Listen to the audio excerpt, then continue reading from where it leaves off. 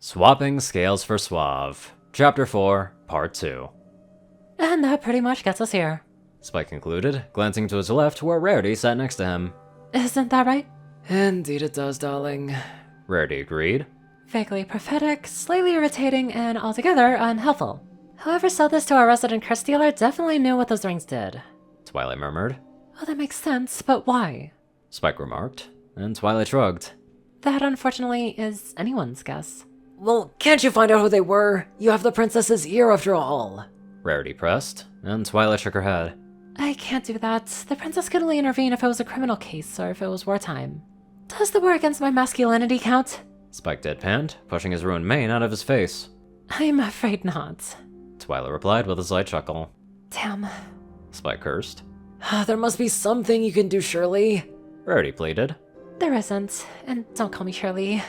Twilight retorted, giggling at her own joke. Spike groaned and ran a hoof down his face. You really have to stop making references to things that you saw in the human worlds. No one here gets them. Oh, right. Twilight cleared her throat. Regardless, there isn't really anything that the princesses or I could do in this situation. Maybe we could hire a private investigator? Rarity asked. Going from what the antique dealer said, it's unlikely that they would have anything to go on. Twilight reasoned. I mean, other than them showing a pair of rings at some point in the last 40 years. Which could be several thousand ponies at the minimum. Rarity murmured, running a clawed hand down her face.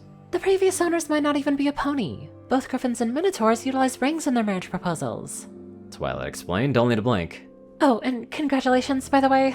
Sorry I didn't mention that sooner. It's fine. Spike declared, waving a hoof dismissively. We got rather caught up in this whole curse thing to really focus on that part. So what do we do then? Rarity asked in a slightly desperate tone. No offense to you, my dear, but I can't live so unfashionably. Well, speak for yourself. At least my look is low maintenance. Spike muttered, pushing the mane out of his face again. I don't even know how to style your hair. Rarity winced and gently moved a strip of hair from Spike's face. Really, darling, you simply must treat my, or should I say, your hair better. This is the worst. Spike muttered as Rarity began to fix his mane for him. Well, if you want my opinion, I would suggest just going about your daily lives as you would otherwise. All the research I've done into your curses say that living normally usually gets rid of them in time. Twilight exclaimed. Like normal? Spike muttered, waving a hand over his body. Because I don't want to get married to Rarity in her body. The feeling is mutual, darling. Rarity added. Twilight hummed thoughtfully as she rubbed her chin. Perhaps that is what the curse wants you to do. Maybe it wants you to get married like this. Why do you say that? Questioned Spike. I keep going back to what he said to you guys. It sounds like the rings want you to know just how much the other cares, and getting married seems like the ultimate symbol of that. Twilight reasoned. I suppose that makes sense. Spike muttered, only to yelp in pain. Hey, watch the claws! Sorry, darling. Murmured Rarity. I'm still getting used to these things. If you want to mangle your mane with my claws, that's fine by me, but I think you should keep your scalp in one piece. Spike said with a snort. Rarity rolled her eyes. You'll be fine. Now stop slouching so much. You're gonna give me a hunch. That's not... Spike sighed and straightened his back. There, you happy now? Quite. Rarity replied. So... Twilight began somewhat awkwardly. Are you guys still going to get married then?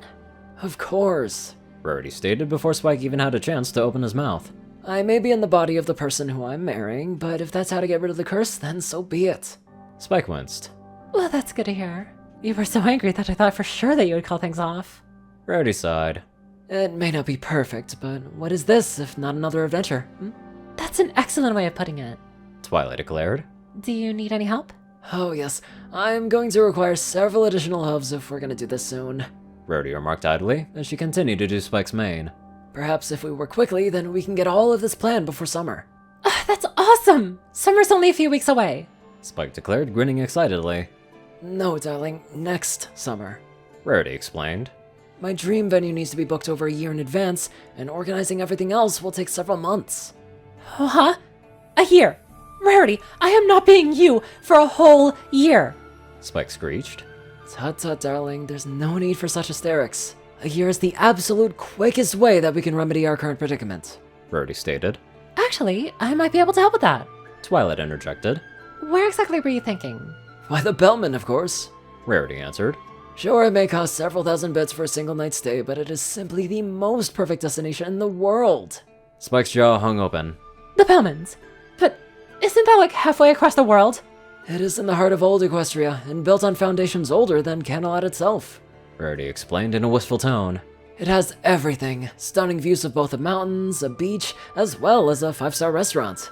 Twilight winced. I don't suppose that they have any rooms that cost a little less? Well, why go all the way in the old country just to stay in a room that you could find right here in Ponyville? Rarity replied. It's really expensive, and you know what? This is just a discussion for another time. Spike remarked.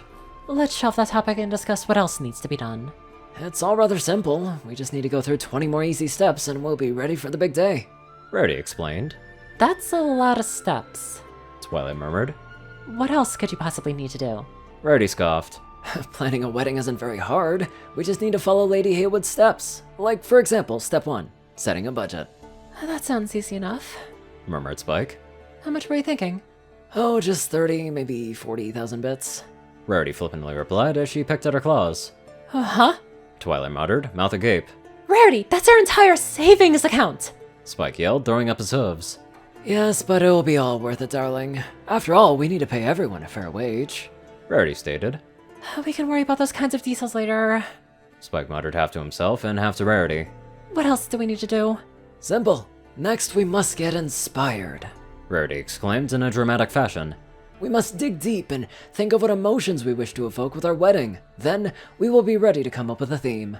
After that, it'll be a simple matter to figure out the finer details of doing just that. That sounds like a lot of work. It will be all worth it, darling. After all, you only marry your soulmate once. Rarity stated, and Spike sniffed. Oh, that's so sweet. Rarity grinned and wiped a stray hair from Spike's face. It is worth it for you, darling. Twilight coughed, lifting a scroll that she had teleported to her hooves. So, what else do you need to do? I've got everything you mentioned so far. The wedding registry would need to be set up at a local shop, and after that it's a simple matter of booking vendors, finalizing the guest list, sending out the invitations, rehearsals, honeymoon, as well as a bridal shower, and bachelor party planning. Rarity stopped to take a breath. And of course, shopping for the dress, suit, acquiring the marriage license, reception seating chart, confirming the other details, and of course, the big day itself. That is a lot. Spike murmured. Twilight hastily scrawled down every item in the list, a frown crossing her face. That sure is a good number of things to get done. Can we just get Mayor to marry us at Study Hall? Spike asked, and Rarity gasped so hard that she nearly ran out of air. And ruin the perfect day I've been dreaming of since I was a child? Absolutely not! I hate to side with Rarity on this one, but the curse would likely note the difference between a real marriage and something rushed like that. Twilight added. Thank you, darling. I think. Rarity murmured, and Spike sighed. Fine, but there is absolutely no way that we are staying this way for an entire year. A few weeks is fine, maybe even a month, but anything more than that is absolutely out of the question. But... Rarity began, only for a hoof to press against her lips. Rarity, I love you dearly, but I refuse to be you for that long. Spike stated. We have lives to get to, and neither of us can put those things on hold for 12 months or more. Rarity frowned, but reluctantly nodded her head. I suppose we'll have to convince someone to give up their spot on the waiting list, so we may still have it at the Belmond. That's not what I... You know what? I don't care where we get married. I'll leave that part to you. Spike said. As you should, darling. I've been thinking about this for years. Rarity exclaimed. Would you like to come over tomorrow so we can figure things out? Twilight offered, and Spike hummed thoughtfully. I think we can handle the first part on our own. Seems like a good chunk of it is just doing some basic planning and junk. That is a gross generalization, but is more or less correct. Rarity admitted. Alright, I'll come and check in on you on one day then. Twilight exclaimed, putting down her checklist. Excellent. Let's go home, Rarity. Any longer without a little TLC, and I think your mane is gonna end up ruined permanently. Spike remarked. You should make sure to cover that eye, by the way. Twilight pointed out. It looks like it's gonna puff up and get pretty ugly. Rarity hummed as she inspected Spike's eye closely. Might. Don't worry, darling. I have more than enough makeup to cover all that. Spike groaned. Please keep it to a minimum. What you put on this morning was already quite a bit. I beg to differ, though I understand why you might think so. Rarity remarked. Excellent. Sorry I couldn't be more help. Twilight apologized. It's no matter, darling. Rarity exclaimed. Yeah, you at least pointed us in the right direction. Spike added. Very true. Rarity agreed. I fear I would have been quite out of sorts had we not had a plan in mind at this point. I'm glad to hear it. And don't forget that my offer to assist in planning is still open. The library is pretty quiet until summer, so I have plenty of time. Twilight offered. Thanks. Now come on, Rarity. Let's get home and hit the shower. Spike said. Wait, Twilight didn't enlighten us about her little relationship. Rarity pointed out. I'll tell you another time. Twilight murmured, blushing furiously. I think I need to have a talk with Trixie anyway. Then we must absolutely go to the spa next week. Rarity declared. Twilight's face turned redder still. Maybe, but it depends how the conversation goes. Oh? Spike prompted. Otherwise, we may need to go to the bar instead. Twilight murmured, and Rarity nodded sagely. Oh, I know the feeling. Now come on, darling. We mustn't tarry any longer. Right, just a second. Spike replied, stepping up to Twilight and opening a forehoof. Thanks again, Twilight. I'll see you soon. Try to stay sane. Twilight offered, accepting a hug and squeezing the pony tightly. I'll try, though something tells me not being able to eat any gems is going to get me. Spike stated with a chuckle. Twilight pushed her friend back and flashed him a smile. Very true. You two are going to have a lot to get used to.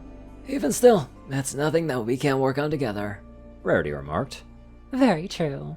Spike agreed. Hey, now that they got a plan, I'm sure things will go relatively smooth. Though there may be a couple of bumps in the way. Now let's get on to our charming donators. Top donator SakoCat598, Peter Coulthard, J Tinman, Darkside, Gauntlet, and Only One Thing. Zar630, Strix, Rayden, Narwhals, Black Moonheart, Drake Lovedragon, Pastel Skies, Austin Roland, Crazy Killer 557, Stu Hex, Daspo, Madman Stan, Delta Omega, Jack Cadge, Runescythe 9852, Leslie Prickett, Hunter Norman, Leslie Prickett, Hunter Norman, Suave, and many more amazing people. Thank you all very much for watching this video and live life to the fullest.